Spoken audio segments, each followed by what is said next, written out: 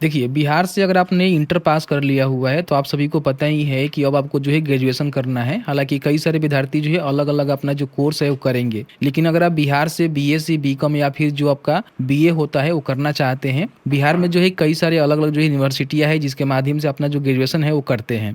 अब इसका जो है डेट यहाँ पे निकल के आ चुका है कि आपका जो ग्रेजुएशन का फॉर्म है ना, एडमिशन के लिए वो कब से फिलअप करवाए जाएँगे, आपका जो एडमिशन है वो किस प्रकार से होने वाला है। साथ ही साथ एडमिशन के लिए जो रजिस्ट्रेशन होता है उसमें जो है कितना आपको फ़ी देना होता है, आपका जो है सिलेक्शन कैसे होता है, कौन-कौन से जो है डॉक्यूमेंट आपके पास होनी चाहिए। तो पूरी जानकारी जो हमने इस वीडियो में क्लियर करने की कोशिश किया हुआ है, तो प्लीज़ वीडियो शुरू से अंत तक लेके ज़रूर देखेंगे और वीडियो थोड़ा-सा भी अच्छा लगे तो प्लीज़ वीडियो को लाइक ज़रूर करेंगे। तो चलिए आज का वीडियो शुरू करते हैं। अभी देखेंगे तो मेरे पास जो एक पेपर का कट इन है जिसमें जानकारी दिया गया है कि पीयू और पीपीयू में अप्रैल से शुरू होगी स्नातक नामांकन की प्रक्रिया। यानी कि देखिए बिहार में जो है अलग-अलग प्रकार की यूनिवर्सिटी होता है जिसके माध्यम से अपना जो एडमिशन है वो लेते हैं। उसमें जो है कई सारे जो है सब कॉलेज भी होते हैं जिसमें आपका एडमिशन होता है। तो हम जो है इसमें यूनिवर्सिटी का नेम बताएंगे, जिस भी यूनिवर्सिटी से आपको ग्रेजुएशन करना है उसका लिंक भी देंगे अप्लाई करने का, एक ही जगह से आप अप्लाई कर पाएंगे। ठीक है, देखिए बताया गया है कि बिहार विद्यालय परीक्षा समिति के द्वारा इंटर का रिजल्ट जारी कर दिया गया है, जैसे कि आप सभी जानते ही हैं। इसी के साथ अब इंटर के 29 छात्र छात्राएं अपनी आगे की पढ़ाई करने को लेकर सचेत हो गए हैं। इधर पटना विश्वविद्यालय और पाटलिपुत्र विश्वविद्यालय, इसका जो है शॉर्ट फॉर्म यहाँ पे दिया गया है में स्नातक सत्र 2025-29, क्योंकि आप सभी को पता ही होगा कि नए जो एडमिशन मतलब प्रक्रिया हो रहा है जिसमें ग्रेजुएशन जो है 4 साल का किया गया है, जिसमें 1 साल में आपका जो है पीजी भी कंप्लीट किए जाएंगे। तो 4 वर्षीय जो चॉइस बेस्ड क्रेडिट सिस्टम है उसके माध्यम से अपना जो ग्रेजुएशन है ना वो बिहार से आप कर सकते हैं। में नामांकन की प्रक्रिया अप्रैल माह से शुरू होने वाली है, यानी कि अप्रैल के समझ सकते हैं कि मिड से, यानी कि हो सकता है कि 10, 12, 15 के बीच में जो आपका जो एडमिशन प्रक्रिया है ना वो सारे यूनिवर्सिटी में शुरू कर दिए जाएंगे। ठीक है, हालांकि इसकी आधिकारिक जो तिथि है ना अभी उसकी घोषणा नहीं की गई है, जल्द ही तिथि की घोषणा कर दी जाएगी जिसके माध्यम से कंफर्म हो जाएगा कि कब से जो है आपका ग्रेजुएशन में फॉर्म फिलअप होगा। बताया है कि पटना विश्वविद्यालय में छात्र संघ चुनाव चल रहे हैं, इसके बाद अप्रैल में नामांकन कैलेंडर की घोषणा की जाएगी। पटना विश्वविद्यालय के पूर्व एकेडमिक कैलेंडर के अनुसार अप्रैल मिड के बाद कभी भी नामांकन प्रक्रिया शुरू हो सकती है, यानी कि उसका तिथि आ सकता है। मई तक जो आपको फॉर्म फिल करने का मौका मिलेगा। कई सारे ऐसे यूनिवर्सिटी है जहाँ पे एंट्रेंस टेस्ट आपको देने होते हैं और कई सारे ऐसे जगह है जहाँ पे मेरिट बेस्ड पे आपका जो है एडमिशन यहाँ पे होने वाले हैं। ठीक है, तो ज्यादातर चांस रहता है कि मेरिट बेस्ड ही आपका होता है, जो भी आपने इंटर में अंक प्राप्त किया हुआ है उस पर ही मेरिट बनाकर आपको यहाँ पे एडमिशन दी जाती है। अब यहाँ पे हम बात कर लेते हैं कि मान लीजिए आप बिहार में किसी भी यूनिवर्सिटी में एडमिशन लेना चाहते हैं तो उसका लिंक कहाँ से देखने को मिलेगा और साथ ही साथ पात्रता क्या रहनी चाहिए। इसके लिए आपको जो है शिक्षाबिंदु.com सर्च करना है। फर्स्ट में शिक्षाबिंदु.com आपको देखने को मिलेगा, ओपन करिएगा। नीचे जाने के बाद यहाँ पे एडमिशन अपडेट में आपको देखने को मिलेगा बिहार ग्रेजुएशन एडमिशन 2025। इस पर क्लिक करेंगे तो इसमें जो है सभी जानकारी आपको देखने को मिल जाएगा कि अगर आप बीए करना चाहते हैं, बीएससी करना चाहते हैं या फिर बीकॉम करना चाहते हैं, जो कि सीबीसीए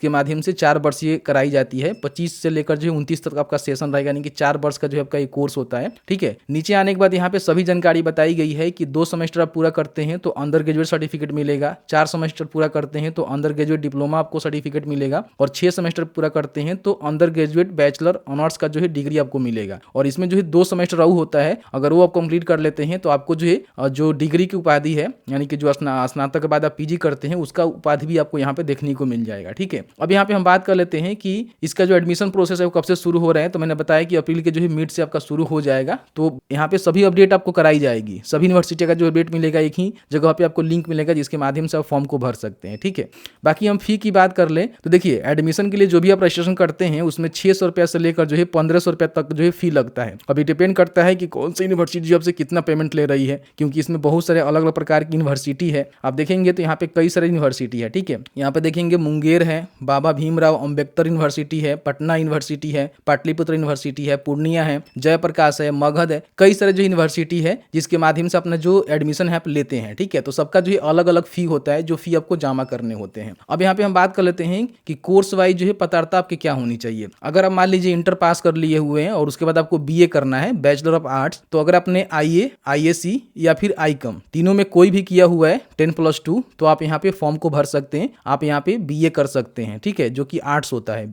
बैचलर ऑफ आर्ट्स। ठीक है, अगर आप बीएससी करना चाहते हैं तो अगर आपने 12वीं में आईसी यानी कि साइंस लिया हुआ है और 45% कम से कम आपका अंक है तो आप यहाँ पे फॉर्म को भर सकते हैं, जिसमें physics, chemistry, mathematics, biology stream के छात्र होते हैं, वो अपना जो है बीएससी कर सकते हैं। अगर आप बीकॉम करना चाहते हैं तो बीकॉम के लिए बोला गया है कि 12वीं में अगर आपने आईकॉम किया हुआ है, यानी कि 12वीं कॉमर्स से किया हुआ है, कम से कम आपका 45% अंक होनी चाहिए, तो आप यहाँ पे बीकॉम भी कर सकते हैं। तो इसमें जो है 3 प्रकार के कोर्स होते हैं, बीए, बीएससी, बीकॉम। जिस भी फील्ड में आपको जाना है उसके रिलेवेंट आपको जो है एडमिशन यहाँ पे लेनी होती है। उसका फॉर्म भरते समय पूछी जाती है कि आप जो है कौन सा कोर्स करना चाहते हैं और कौन से कॉलेज से करना चाहते हैं। कम से कम जो है 5 कॉलेज का चुनाव आपको करना होता है और उसी में क्या होता है कि आपका जो है मेरिट लिस्ट आता है। मेरिट लिस्ट आने के बाद ऑफलाइन जाकर उस कॉलेज में आपको एडमिशन लेनी होती है। एडमिशन लेते जाते समय कुछ ध्यान रखिएगा, महत्वपूर्ण आपके पास दस्तावेज होनी चाहिए। हालांकि फॉर्म भरने के लिए दस्तावेज नहीं लगते हैं, लेकिन फिर भी आपको बनाकर रख लेने हैं, क्योंकि जैसे ही आपका मेरिट लिस्ट निकलेगा तो कुछ समय का ही आपको डेट मिलता है। उस समय में आपको जाकर अपने जो भी यूनिवर्सिटी होता है वहाँ पे, कॉलेज होता है वहाँ पे जाकर आपको एडमिशन करवानी होती है। जिसमें सबसे पहले आपके पास आधार कार्ड होनी चाहिए, 10वीं का सर्टिफिकेट होनी चाहिए, 10वीं का मार्कशीट होनी चाहिए, 12वीं का सर्टिफिकेट, 12वीं का मार्कशीट होनी चाहिए, आपका जो प्रोविजनल सर्टिफिकेट है वो होनी चाहिए, चरित्र प्रमाण पत्र जो कि कॉलेज से मिलता है, ये आपको एसपी से नहीं बनवाना होता है। कॉलेज लिविंग सर्टिफिकेट आपको मिलता है, चरित्र प्रमाण पत्र CLCO आपको लेनी होती है,